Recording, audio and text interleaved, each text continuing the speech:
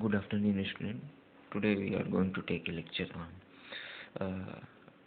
non-traditional machining. That one is mainly known as abrasive jet machining, abrasive water jet machining, and water jet machining.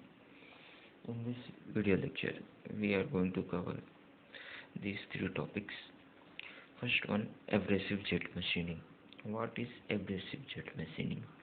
As name suggests, in abrasive jet machining, the machine, first of all, we have already understood what is machining.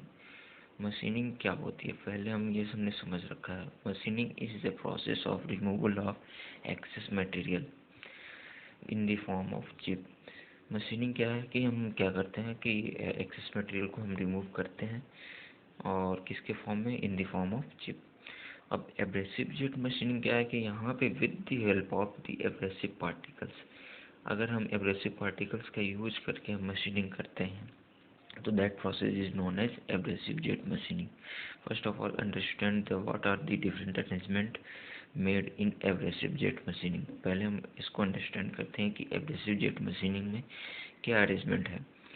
यहाँ पे first of all यहाँ पे हम देखते हैं कि ये आपका क्या है, गैस सप्लाई. गैस सप्लाई क्या होती है, बहुत हायर.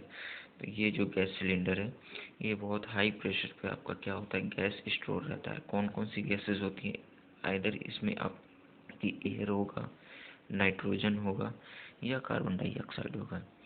फिर उसके बाद से ये जो आपका पोर्शन है that one is a mixture, power supply and mixer. इसमें क्या होता है, एब्रेसिव पार्टिकल्स यहाँ पे आपके क्या होते हैं, कंटेंट रहते हैं. अब जो ये गैस आती है ये मिक्सचर क्या करता है, इस गैस और एयर जो ये सप्लाई है आपकी जो ये गैस की सप्लाई इधर से आ रही है प्लस ये एब्रेसिव पार्टिकल्स होंगे. इन एब्रेसिव पार्टिकल्स को दोनों क्या करते हैं, यहाँ पे एक वाइब्रेटर लगा रहता है जो क्या करता है, वो वाइब्रेशन होता है और गैस और एयर पार्टिकल्स गैस और एब्रेसिव पार्टिकल को मिक्स करता है. और फिर यहाँ से क्या होता है, नोजल्स के थ्रू ये आपका क्या होता है, इधर स्ट्राइक करता है.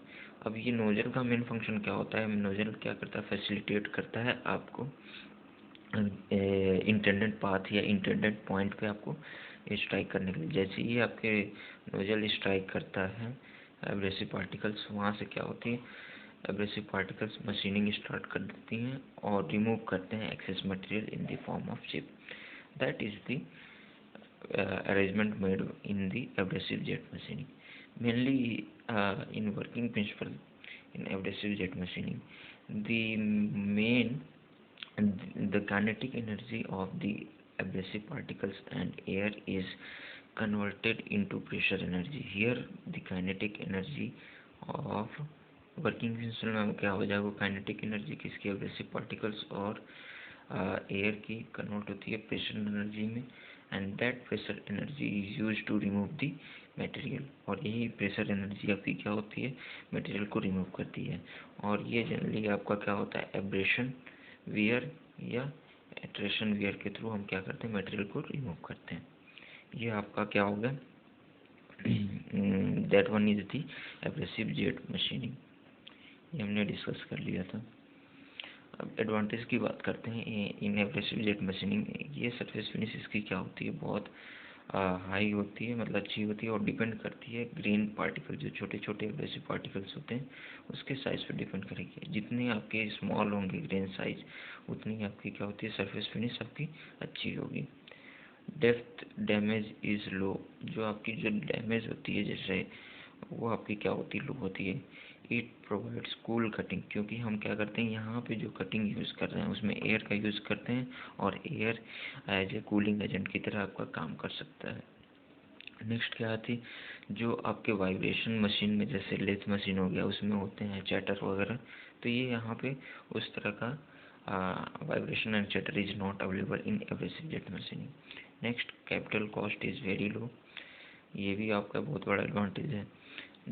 Second third six one is thin section of hard. ये बहुत बड़ा एडवांटेज है कि जो हार्ड एंड ब्रिटल मटेरियल होता है उसकी मशीनिंग आप क्या करते हैं एब्रेसिव पार्टिकल से कर सकते हैं। लाइक अगर आपको क्या करना है, ग्लास वगैरह हो गया, जर्मेनियम हो गया, माइका हो गया, उस पर आपकी कटिंग करनी है तो एब्रेसिव जेट मशीनिंग का यूज़ करके हम इसका कटिंग कर सकते हैं।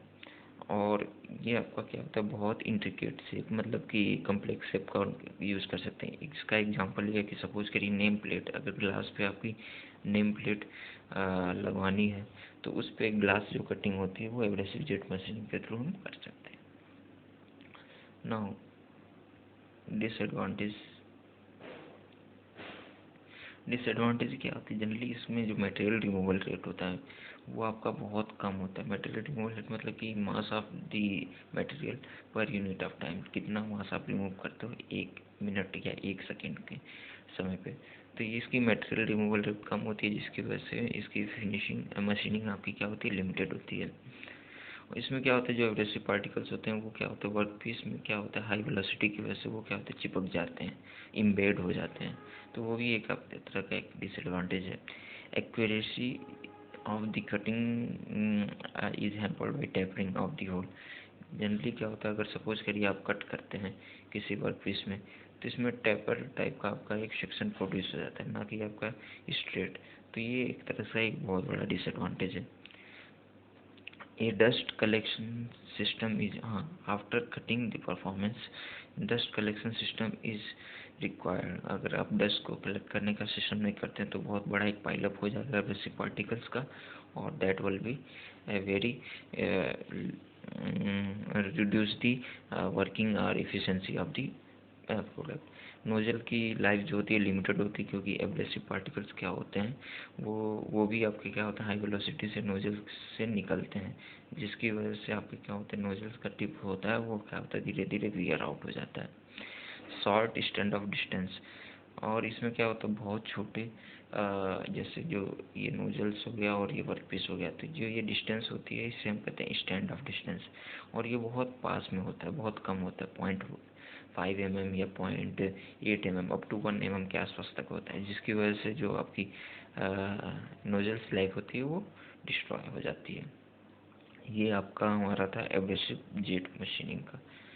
सो these are the abrasive jet machining. Similarly abrasive water jet machining में क्या करते हैं, सिंपल आपका क्या होता है जो अरेंजमेंट है इसमें क्या करते हैं एब्रेसिव पार्टिकल्स प्लस वाटर, इन दोनों का कॉम्बिनेशन यूज होता है। यहाँ पे जो आपकी सप्लाई है यहाँ पे हमारा क्या होता है एक वाटर का कॉम्बिनेशन या कोई फ्लूइड पार्टिकल्स होगा उसको हाई प्रेशर पे हम क्या करते हैं पंप करते हैं और एक्यूमुलेटर में एक्यूमुलेट करते हैं, स्टोर करते हैं, फिर इससे हम के पास करते हैं ये आपके नोजल्स के थ्रू।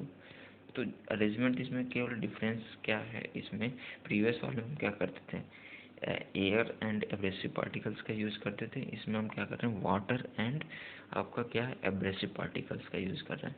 तो जो नेक्स्ट इसमें डिफरेंट अरेंजमेंट है वो नोजल्स में होता है। नोजल्स में क्या है कि एक पार्ट से आपका क्या होता है वाटर आता है या फ्लूइड आता है कोई भी लिक्विड, और दूसरे पार्ट से आपका क्या होता है एब्रेसिव पार्टिकल्स, इन दोनों का नोजल्स में मिक्सअप होता है और ये फिर इसको क्या करते हैं वर्क पीस पे स्ट्राइक करते हैं। बाकी working principle and arrangement are same as the previous abrasive jet machine.